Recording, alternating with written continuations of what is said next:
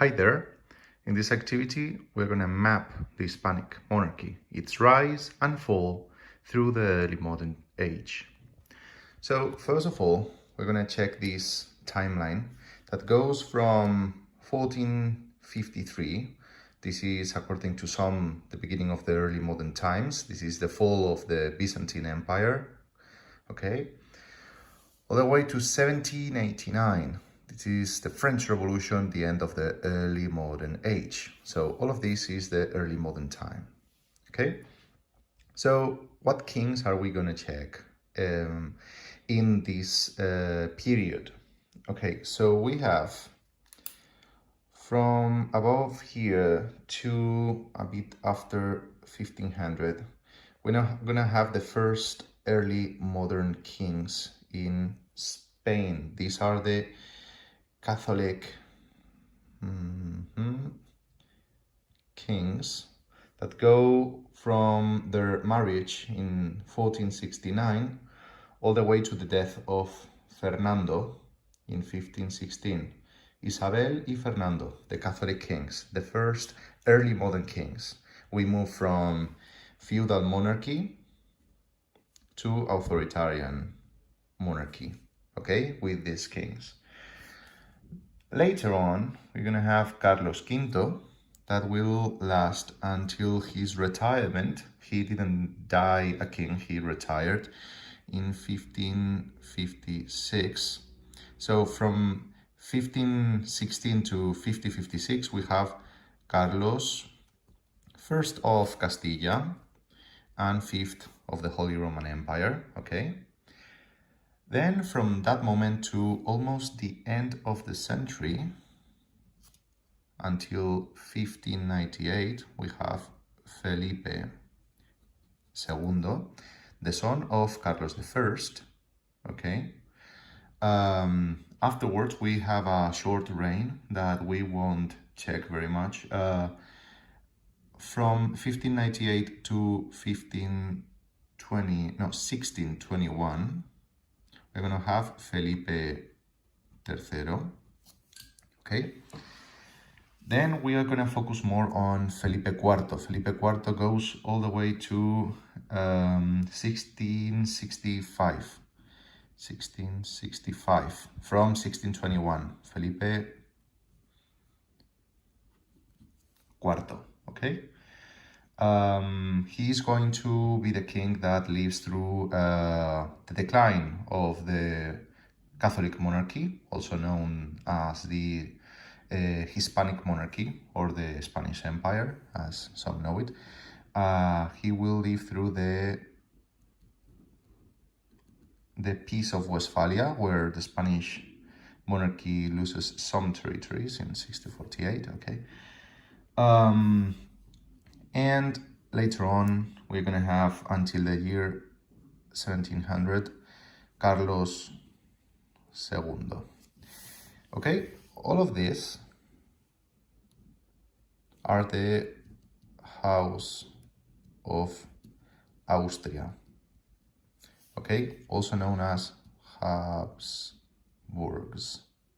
Okay, the Habsburgs. And from here onwards, we're going to have Felipe V, starting the House of Bourbon. Okay, los Borbones from today, with the, as you remember, the fleur de lis, la fleur de lis, in our emblem, in our coat of arms. Okay, Felipe V will receive the Hispanic monarchy. The Bourbon dynasty will settle in Spain, and this happens in the Treaty of Utrecht in 1713. Okay, so let's go on. Let's check the maps. Okay, so for these maps, you have to keep track of who is ruling where, and who are the enemies, what are the main battles and the treaties that I will show you here. I'm gonna check an earlier map, but I'm gonna paint this new map with you. and I want you to follow me, not just copy the colors, but to understand what is happening. You can return, move on the video. If everything is very easy, you can move faster in the video. If you don't understand something, you can go slower or check the same part of the video many times. But please keep track of what is going on, because I will ask you questions about this for this activity and for the exam, okay? So you need to stay focused. You cannot just copy the paintings I'm doing. So we are first checking the Catholic kings. As I said, they are the first modern authoritarian monarchs in what is now Spain. So the Catholic kings will be Isabel and Fernando. Isabel will inherit the crown of Castilla. Okay, here we have Castilla.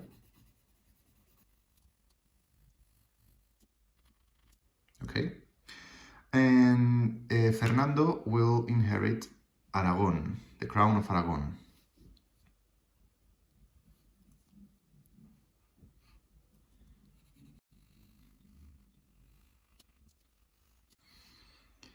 Okay, so in Aragon we can see Catalunya, Aragon, Valencia, the Balearic Islands, Roussillon, which is now southern France, but at that time it was part of the Crown of Aragon. Catalan is still spoken here. Cerdeña, we still have some villages in L'Alguero, in Western Cerdeña, that's the name of the village, that it still has Catalan speakers. And we have Sicily, okay? The Catholic kings will direct a expansive policy. They will try to conquer more territories and to win power over the nobility and the church. And they will use the Christian religion as a justification, as an element to legitimate their new power. They're gonna increase their power by claiming to be very Catholic and defend the Catholic religion, okay? That's why they will destroy and conquer the Kingdom of Granada, okay? And they will expand over some territories in the north coast of Africa. So what is now Morocco, Algeria, and Tunis. We have Melilla, Oran, Bujia, and Bona. Okay, you don't need to know the names, just that to know that the Catholic kings will expand over these territories, and they will also conquer other Christian territories, the Kingdom of Navarra, and they will expel the Jews from Castilla and Aragon. You might wonder if Fernando is the male king, and we live in a patriarchal society where men rule over women, why is Isabella getting all the territories for Castilla? The answer is because Castilla had a stronger government that imposed, it was easier to rule than Aragon. In Aragon, the different territories had more freedom, and these kings want to gain more authority. They want to be authoritarian monarchs and have more power. So if you conquer these territories for Castilla, they will be ruled more strictly, okay? If they were part of Aragon, they will have more liberties, and kings will not be able to control them as much. That's why Castilla will get these territories and will also get America. Remember the discovery of America in 1492, the same year that the Jews are expelled from Castilla and Aragon. Fernando will also inherit the Kingdom of Naples later on, okay? Here we have Naples, the south of Italy, okay? And because this is a personal inheritance by Fernando, there is no way this could be part of Castilla. Okay, so that's all for the Catholic kings.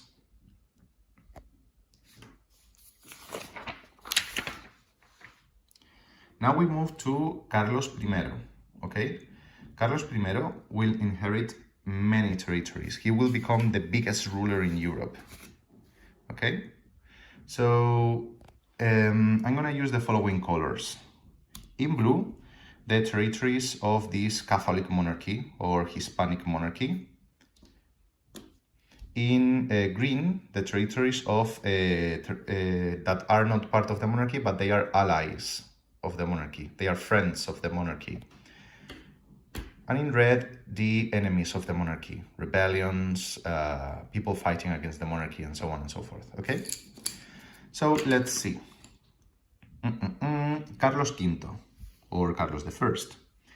He will inherit Castilla, Aragon,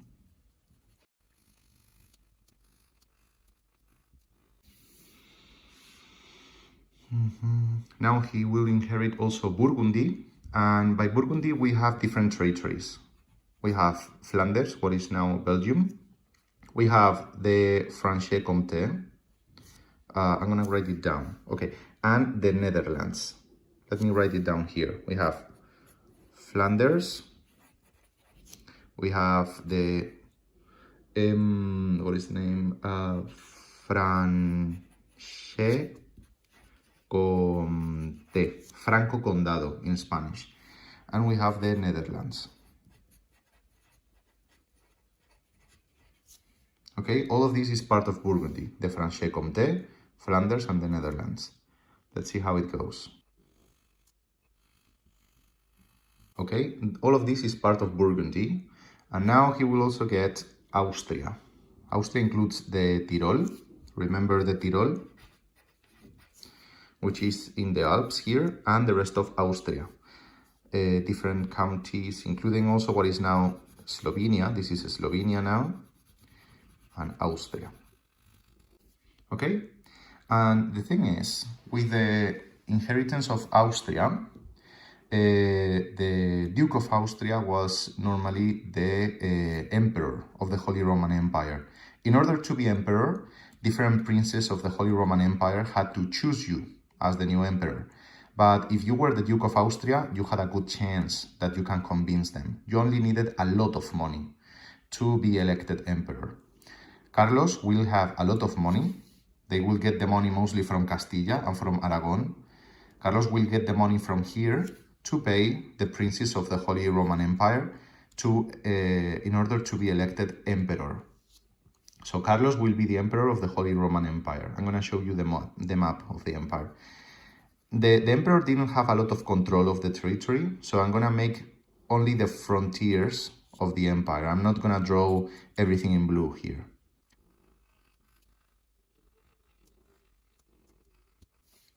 Okay, the Holy Roman Empire is all of this.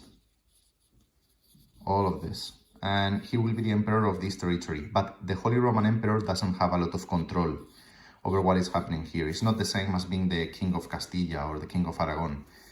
Okay? So, let's see. Because Carlos asked for so much money to Castilla and Aragon in order to be emperor, he had big rebellions in these territories. People didn't want to pay taxes to make Carlos emperor. So we had the rebellion of the Comuneros in Castilla.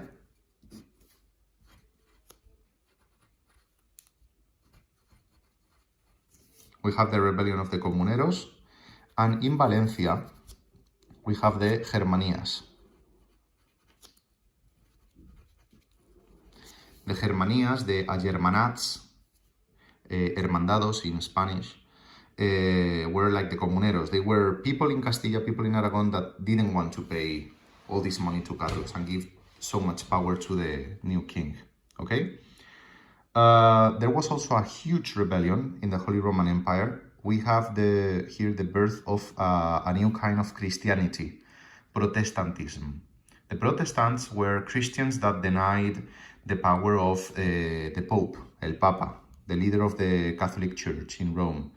So the Protestants will start a rebellion, a new kind of religion that will expand through the northern part of the Holy Roman Empire. All this area will rebel against the emperor and the Pope. Okay, and Carlos will try to first dialogue with them, make a deal, but later on we're going to have a war, okay, against the I'm gonna write it here.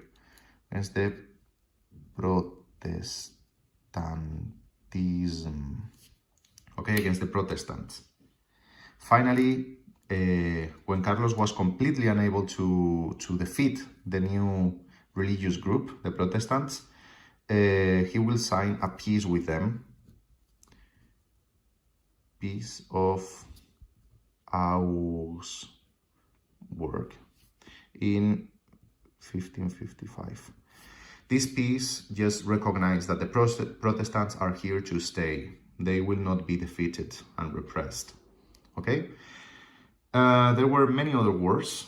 The biggest enemy, the biggest empire that fought against Carlos were the Ottomans. The Ottomans were Muslims, Turks, with the capital in Constantinople, okay? And the Ottoman Empire at this time controlled pretty much southeastern Europe, all the way to Romania and almost Austria.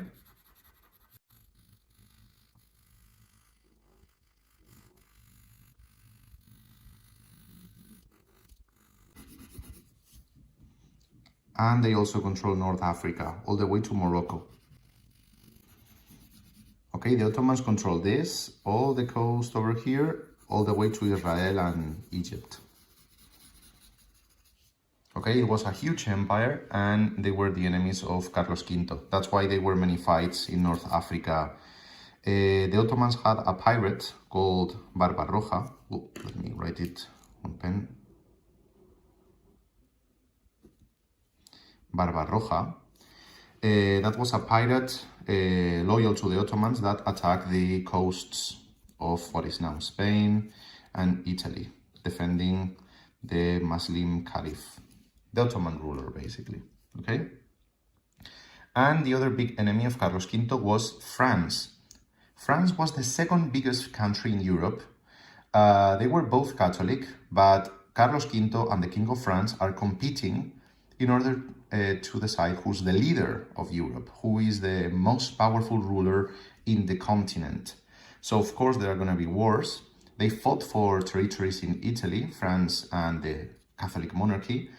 And finally, France is going to be defeated. But we have to paint it as an enemy. I forgot that this territory was part of Spain. Okay. Okay, you will have to write the name here. Okay. And you can see how the territories of Carlos V, they are also surrounding France. So this is going to be a good strategy by Carlos to control all the lands surrounding France. And also, Carlos will become an ally to the Republic of Genoa. I'm going to write it here. Genoa was a huge, it was a small country with a huge bank. And the Bank of Genoa will support all the policies of Carlos V. So with Genoa and the loans of Genoa and the money brought from America, Carlos V will have all the resources he needs to fight France, the Protestants, the rebellions inside the country, and also the Ottomans. Let me write Ottomans here. Okay? After defeating the French, okay, Carlos will defeat an ally, un aliado of the French in Italy called Milan. This is the Duchy of Milan. Carlos will defeat it and will become the new Duke. He will conquer this territory and get it for his monarchy. Okay, so that's it. Oh, also, in 1527, Carlos, fighting against the French, will send his armies to Rome, and Rome will be sacked. This was a traumatic event for the people living back then, because Rome was like the capital of Catholicism and the capital of Europe in some way. the ancient capital of the Roman Empire, and Carlos V will destroy it. His army will enter the city, take everything valuable, and kill many, many people. So the sack of Rome, the conquest of Milan, etc., etc. All of this is the reign of Carlos V.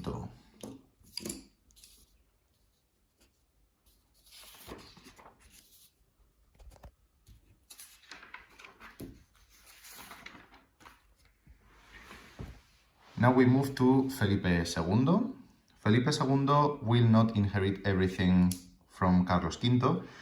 He will only inherit part of it. Okay, he's going to get Castilla.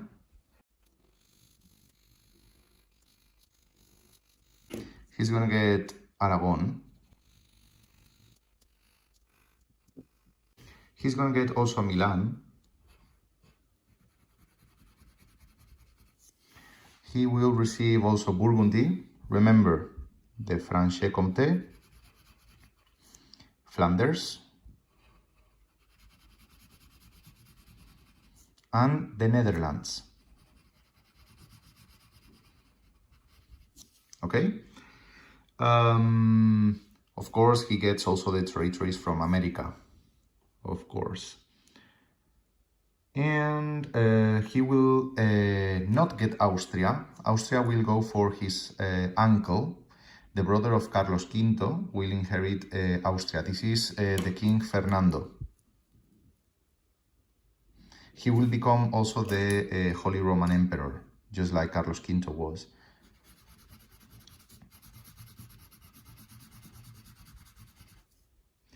So Fernando will be the ally, and the ally of Felipe V, and will help Felipe in most of his military campaigns. And not only he controls all of this territory directly, because he will be king of Hungary, this is Hungary, but he will be the, he also controls Silesia, this territory here. He will be the Holy Roman Emperor. So he controls the Holy Roman Empire, this territory.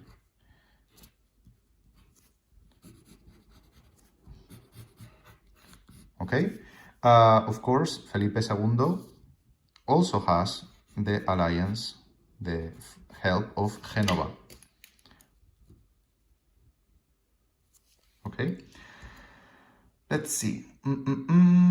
And thanks to the help of Genova, or Genoa, and also Savoy, this will help Felipe to have one way to connect all his territories. This is called the Spanish Road, connecting these lands and sending his armies from Italy all the way to Burgundy. So he can send his armies around using his own territories or the territories of his friends. Okay? This is called the Spanish Road.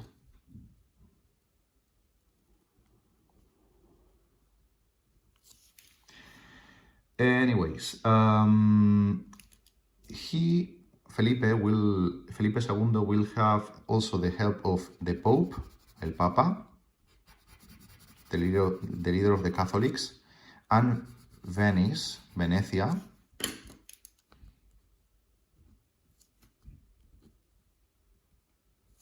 in order to fight the Ottomans. The Ottomans have become much bigger. I'm going to show you how big they are now.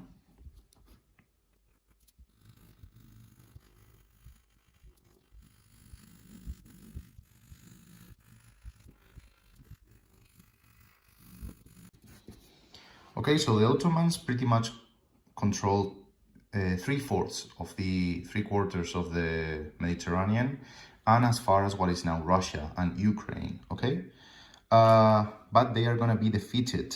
They're going to be defeated by the alliance of Venice, the Pope, and the Catholic monarchy in the Battle of Lepanto in 1571, okay? Anyways, the frontiers between the Christians and the Muslim Ottomans won't change too much, okay? The territories will stay more or less the same. Another big enemy is still France, okay?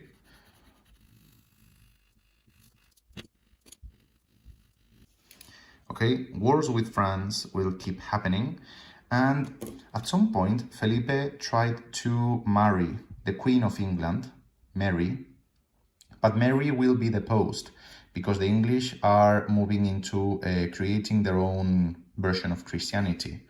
Instead of being Catholic, they will be Anglican. That is something between Protestantism and Catholicism, let's say. Mary was about to marry Felipe, and Felipe will rule also England, controlling all the territories around France. But Mary is deposed. Isabel I, Elizabeth I will become Queen of England, and they will fight Felipe, okay?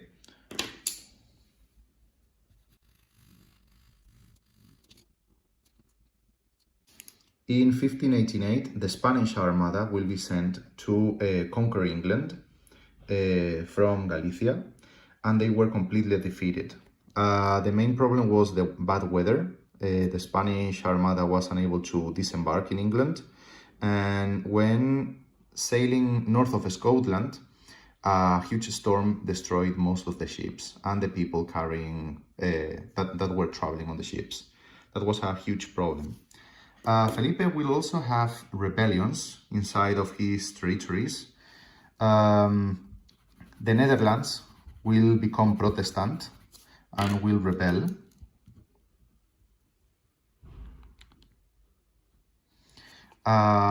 They will create the United Provinces of the Netherlands. They will create the United Provinces of the Netherlands. Remember, they have a parliamentary system instead of having a king, and they will disobey the authority of Felipe. Felipe II will also have rebellions in Aragon.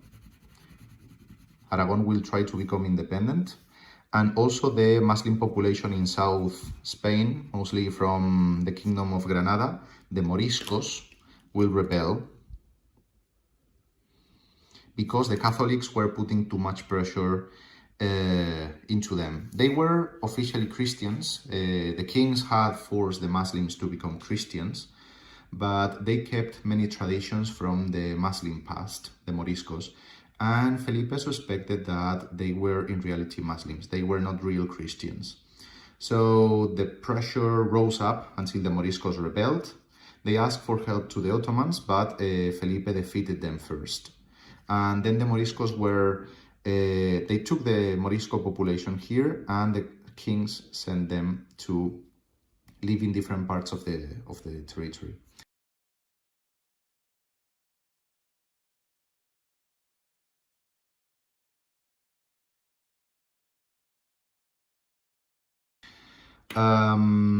Felipe will also find out that Portugal, the king of Portugal dies without heir, sin un heredero, and therefore Felipe will go to Portugal and claim to be the next king. He was very close in the line of succession, so he became the new king of Portugal. So this territory is now conquered. Portugal and all the Portuguese colonies in America, Brazil also, and in Africa, and also in Asia. So the territory of Felipe will be massive.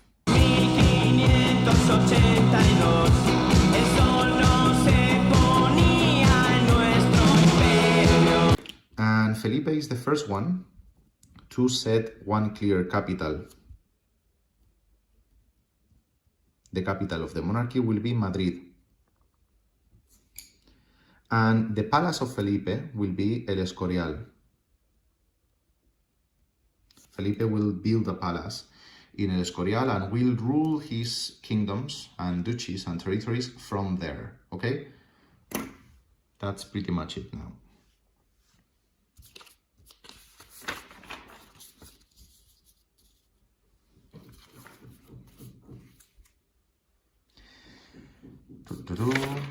Okay, we move to Felipe IV.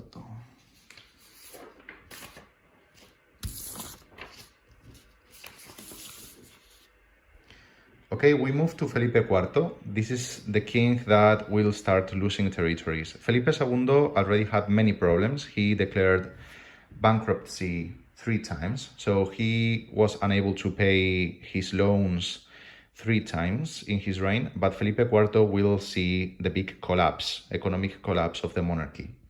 Because of so many wars, fighting against France, the English, the Protestants, that's going to be too much. The monarchy won't be able to stand.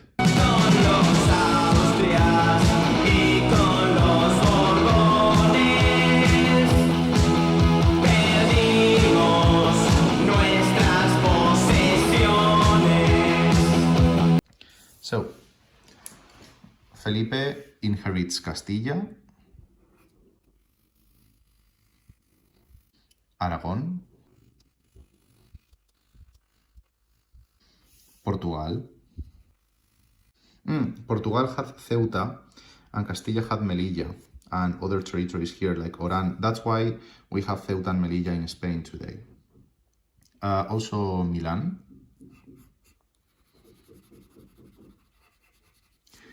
The territories of Burgundy, the Franche-Comté, Flanders,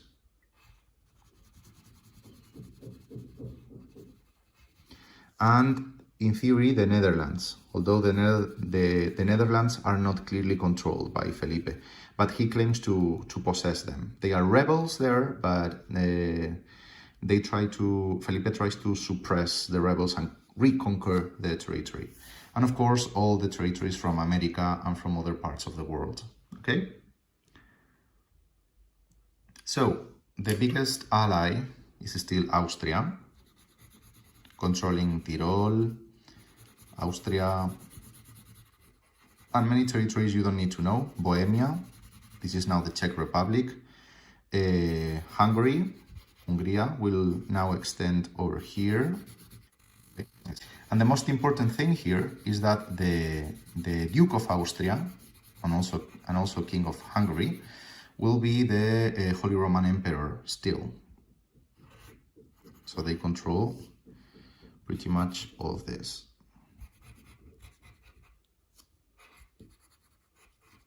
Okay, this is the Holy Roman Empire, HRE. Holy Roman Empire. Okay, so, and also the help of Genoa. Remember Genoa? Yeah. So, the biggest problem that Felipe IV is going to have is, again, the Protestants, this kind of Christianity rising in the north. The Protestants had been allowed to live and to be Protestants in the previous war between Carlos V and the Protestants. But the situation has become tense again. So finally there is another war, another big war between the Protestants and the Catholics. This is the 30-year war, and it's going to be huge. It's going to destroy much of what is now Germany. So the Protestants are going to fight inside the empire against the Catholic emperor and against the Catholic monarchy. Of course, Felipe IV, as defender of the Catholic monarchy, he will try to defend the Catholics against the Protestants. Sweden, a big country here, will fight on the side of the Protestants. Okay? And Felipe still has to fight the rebels of the United Province of the Netherlands. Okay? So he's fighting these rebels, he's fighting the Protestants, he's fighting Sweden. Oh, only one E. Okay? And the situation was bad enough. Felipe was almost winning the war. The Catholic monarchy was winning. But in the last moment, when the war was over, France decided to attack the Spanish monarchy. This was considered a treason because France was a Catholic country. So France should help the Catholic countries. like the Catholic monarchy, Austria. But France decided to go and help the Protestants because the King of France was tired of being the second power in Europe, inferior to the Hispanic monarchy. So in order to defeat the Spaniards and make France the biggest power in Europe, France will side with the Protestants instead of the Catholics. And when France intervenes in the war, helping the Protestants, the war is over. Spain or the Catholic monarchy cannot defeat the Protestants, Sweden, the Netherlands, and France all together. The Catholic monarchy will try to concentrate power more, to make all the territories of the monarchy pay more taxes, and with all that money, to keep the war. So they are trying to increase the powers of the king to collect taxes, moving from authoritarian monarchy to an absolute monarchy. They are trying to unify all the power, all the territories, all the institutions, to concentrate power in the king and then fight and defeat France. But the territories will say this is enough. So the absolute monarchy won't happen in this time. And in fact, we have the opposite. We have many rebellions of countries inside the Catholic monarchy that want independence. They don't want to keep helping the Catholic monarch to defeat the Protestants and the French. The first country that will go away is Portugal.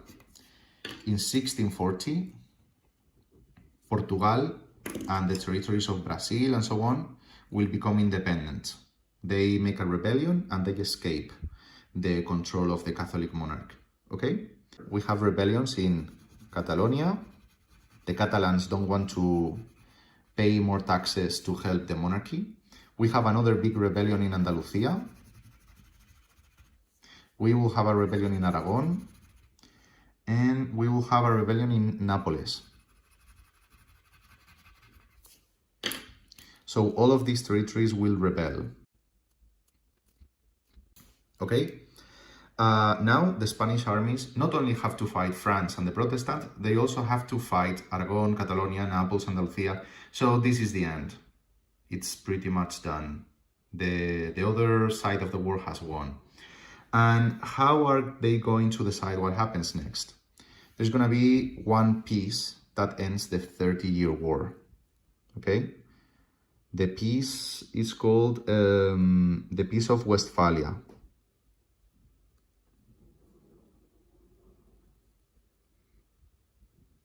In 1648. This is the peace that finishes the war. The Protestants are allowed to stay Protestant. And now the Catholic monarchy will lose forever the Netherlands. All of this has become a country and is no longer controlled by Felipe. Okay? And the war between Spain and France will go on until the peace of the Peace of the Pyrenees in 1649, or was it 59? 59. In this treaty, Spain, or the Crown of Aragon, will lose the Rosellón and will lose some territories of Flanders to France. France is now the biggest power in Europe, and the Catholic monarchy is becoming weaker and weaker and weaker. Okay? They lose this territory that is called the Rosellón in Spanish, and they will lose some territories of Flanders. Okay? This is the beginning of the end of the Hispanic monarchy, the Catholic monarchy. France is now the biggest power in Europe. And we come to the last map, okay? As you see, we have forgot about two kings. Let me show you.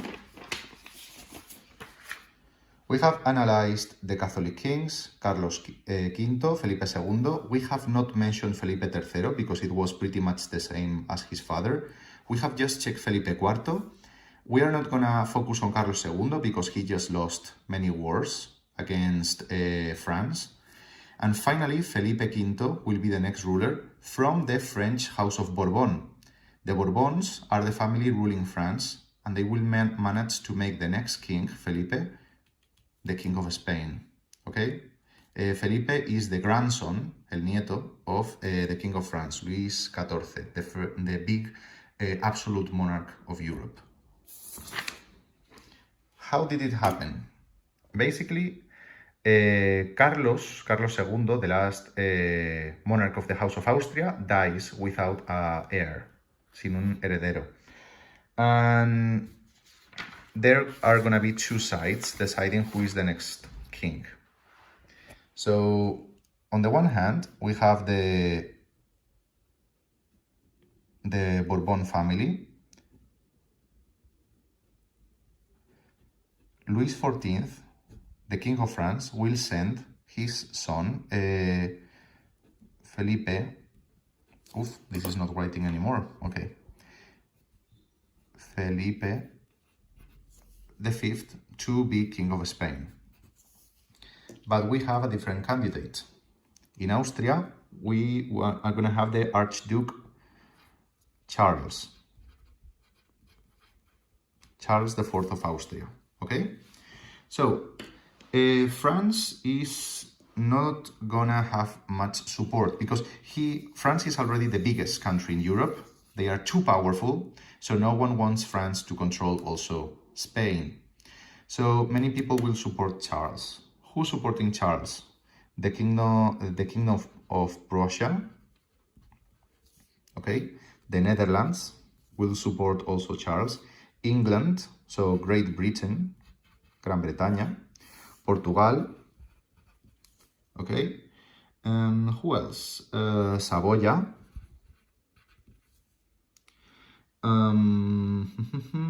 and Denmark. Okay, all of these are gonna support Charles of Austria. And Felipe will only get help from Baviera, a small territory south of Germany. So it's basically gonna be a war. It's called the War of Succession, of Spanish Succession. Let's see if this paints. No. It's gonna be called the War of Spanish Succession. That will end. It will basically end when Charles also becomes the Holy Roman Emperor. And when Charles becomes the Holy Roman Emperor, many other countries say, okay, it's bad to have a French ruling Spain, but it's also bad to have a Holy Roman Emperor ruling Spain. This is like Carlos V. He's too powerful. So many people abandon Charles and decide to sign a treaty, a peace treaty that ends the whole thing. So the Treaty of Utrecht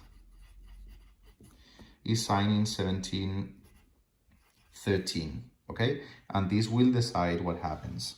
So, the Bourbon family that control France will also send a Bourbon king to Spain. Opa. So, we're gonna have Felipe becoming the King of Spain, the grandson of the King of France, Louis XIV, both Bourbon family. But Spain is going to lose a lot of territories. So, the island of Menorca and Gibraltar will go to the United Kingdom, to Great Britain. Okay? Spain will lose Gibraltar and Menorca to Great Britain. Cerdeña will go to Savoia. Okay? Milan will go part to Savoia and part to Austria. Nápoles will go to Austria and Sicily as well. And Flanders will go also to Austria. You see? So basically, Spain will have a French dynasty, but the Austria dynasty will receive many territories of the Catholic monarchy. Nevertheless, Spain will keep the territories of America. So the two biggest powers in Europe are going to be France with Louis XIV, Great Britain, and then the third power will be Spain, now ruled by the first Bourbon king, Felipe V of Bourbon. Okay, so that is pretty much it. One last thing, with the arrival of Felipe V from France, France already had an absolute monarchy. Felipe will change the territories of the Catholic monarchy and will concentrate more and more power. He will become the first absolute monarch. Absolute monarchy starts in Spain with Felipe V and his new laws, called the Decretos de Nueva Planta. With these decretos, he creates a new kind of kingdom with an absolute monarchy. That is pretty much it. I hope it was clear. Otherwise, ask me questions. And I'll see you. Thank you very much. Goodbye.